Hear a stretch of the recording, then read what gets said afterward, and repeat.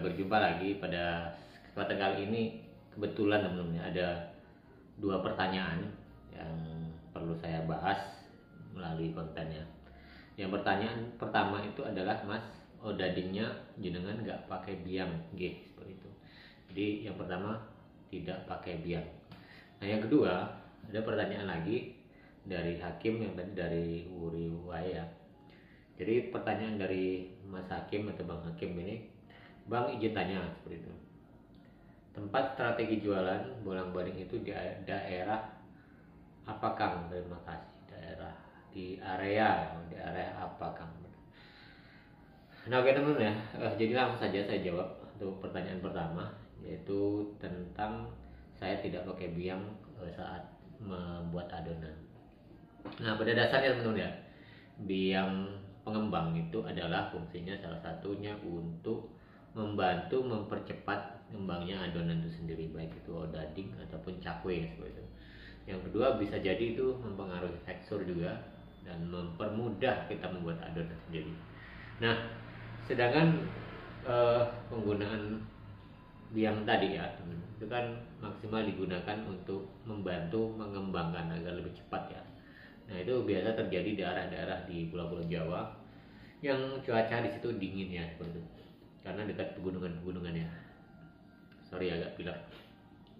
Jadi teman-teman ya, kalau saya sendiri di sini sejak dulu di Kalimantan itu dan di Bandar Lampung sendiri, saya itu tidak menggunakan itu. Alasannya karena apa? Yang pertama itu adalah cuaca di sini itu cenderung panas ya teman-teman. Artinya dengan menggunakan pengembang atau ragi instan sedikit saja itu cepat banget kembangnya. Contohnya saya membuat 5 kilo ya, 5 kilo tepung terigu untuk odading ya, kecuali cakwe ya. Nah di sini dengan air biasa, air di sini kan kalau subuh itu nggak terlalu dingin ya sebenarnya, agak-agak sedikit hangat gitu kan, jadi mempengaruhi adonan kita, sehingga dari pokoknya 5 kilo adonan tepung terigu itu ketika saya berikan setengah sendok saja atau setengah sendok lebih lagi gitu, nggak sampai 1 sendok makan ya. Nah itu cepat sekali reaksinya, sehingga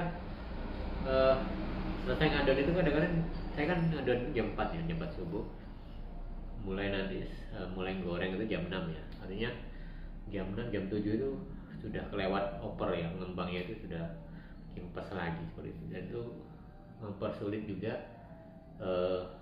motong-motongnya, dan akhirnya potongnya kadang tipis sebelah segala macam.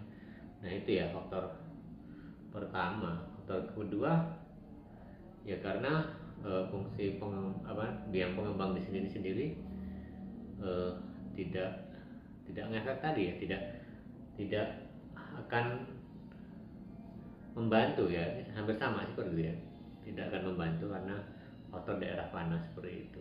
Dan menurut saya tidak perlu juga ya untuk menggunakan biang pengembang itu ya bang Uri ya. Tapi kalau daerah-daerah seperti dekat-dekat pegunungan, daerah-daerah yang cenderung dingin tuh, itu menurut saya pokok ya, karena dia akan membantu ya seperti itu. Dan apa ya, artinya dari segi kekenyalan kalau kita menggunakan biang pengembang yang agak banyak itu kayaknya ketara ya. Tapi kalau di daerah panas seperti ini ya mungkin tidak ya. Baik, yang kedua adalah dari Bang Hakim ke Mas Hakim, Bang izin tanya, tempat strategi jualan bolak-balik itu daerah area seperti apa gitu ya. Nah sebenarnya pengalaman saya sendiri teman-teman ya, ketika jualan odading dan cakwe ini itu kan menentukan ya tempat jualan itu ya tentu kita strategis. Nah strategis itu seperti apa? Kalau di tempat saya di sini itu memang saya membacanya dari awal memang kurang strategis. Karena apa? Karena saya tergesa-gesa dan saya jauh dari kampung ke sini, sehingga harus cepat dapat, yang penting dapat dulu gitu kan, dan modalnya pas-pasan pada saat itu, sehingga saya menempatkan yang penting bisa jalan. Dan alhamdulillah walaupun walaupun kurang strategis menurut saya, itu masih bisa ngangkat ya, artinya sampai sekarang itu omset 500 sampai 700 ribu itu masih masuk ya seperti itu. Nah kalau daerah-daerah lain seperti saya di Kalimantan dulu, di Palembang, kemudian pernah di Jawa juga seperti itu, Yang jadi incaran saya itu adalah daerah-daerah tentunya ya yang ramai pemukiman ya, terutama jalurnya. Kalau kita pikir jalan raya ya jangan terlalu cepat jalur itu gitu kan. Jadi lalu lalang, dan kemudian di situ ditunjang ada beberapa hal, seperti contohnya dari situ tidak jauh seperti pasar lah, walaupun jangan tidak berdekatan banget, tetapi setidaknya entah itu 500 meter, 400 meter, 300 meter dari situ atau 200 meter itu ada pasar, sehingga nanti bisa jadi apa ya, di situ transaksi keuangan ya, teman-teman itu ngalir di situ, dan orang-orang dari pasar-pasar biasanya mampir tempat kita berjualan itu, beli sisa-sisa uang recehan seperti itu ya teman-teman, itu bahasanya itu. Yang berikutnya adalah biasa di perkantoran-perkantoran ya, di dekat-dekat perkantoran yang biasa terjadi, termasuk di sekolah-sekolahan itu. Karena kalau sekolah itu pengalaman saya gitu teman, ketika orang tua murid yang mengantarkan anak-anaknya sekolah gitu kan, pulang sambil beli sarapan, beberapa beli sarapan yaitu daging ataupun cakwe ya, seperti itu. Dan banyak lagi di situ mungkin bisa jadi, lihat saja semakin banyak pedagang ya, semakin banyak pedagang di situ, otomatis itu adalah tujuan konsumen ya, artinya tempat kuliner yang sudah ditentukan gitu kan. Biasa kan teman-teman ya, di satu daerah ini kok pedagang semua gitu kan, di situ pedagang kuliner sebenarnya, itu berarti kan itu ada tempat atau bahasanya itu ya tujuan orang-orang mencari kuliner di daerah tertentu ya. Jadi itu menurut saya bagus. Dan lalu lalang kendaraan jangan sampai ya, artinya di jalur cepat, karena jalur cepat itu akan merepotkan kita juga.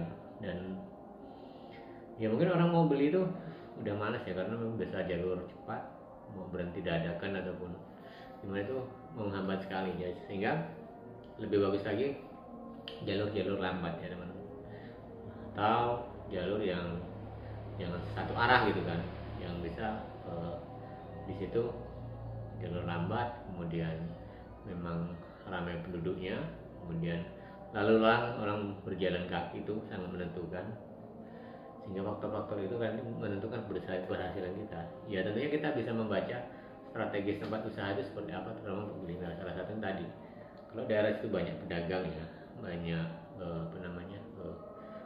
kuliner lah di situ ya, otomatis itu tempat itu akan lebih baik, karena menurut saya itu strategis itu. Kalau di tengah pasar, itu ramai teman-teman, kita jualan itu laris, cuma ya kita itu harus sabar ya, namanya orang-orang di pasar itu kadang jualan inginnya murah gitu kan, dapat banyak besar-besar gitu kan, bukan ya laris di dalam pasar, cuma itu resikonya nanti daripada makan hati ya. Kalau saya mending di luar pasar seperti itu, ataupun di dekat sekolah atau apa gitu kan, itu kan sangat menentukan sekali ya teman. Kan jalur-jalur yang lebih baik jalur lambat gitu kan, jangan jalur utama nggak apa-apa, yang penting ramai dan itu mudah diakses orang, seperti itu bagus juga seperti itu. Dan lihat jangkauan ya, pokoknya kalau Jawa itu kan banyak sekali teman pedagang-pedagang pada di Jawa, itu jangkanya kita lihat. Jadi kalau antara pedagang satu dan pedagang lain, usahakan berjauhan. Kalau kita ya tidak boleh berdekatan dengan jualan pecel lele, nasi uduk, soto itu bisa berdekatan. Kalau kita nggak bisa, itu pasti akan pengaruh sekali, sehingga harus dilihat ya, minimal lah mungkin 1 kilo dari jarak itu baru kita bisa, minimal ya kalau bisa. Bahkan kalau bisa lagi ya mungkin 3 kilo 4 kilo dari situ, karena jangkauan luasnya pelanggan kita itu akan menentukan. Karena jajan itu beda dengan makanan berat seperti ya tadi contohnya pecel lele, kemudian sayur-sayuran, nasi gitu, itu sangat beda sekali ya. Jadi konsumen itu meluas gitu, sehingga kita dapat pelanggan banyak.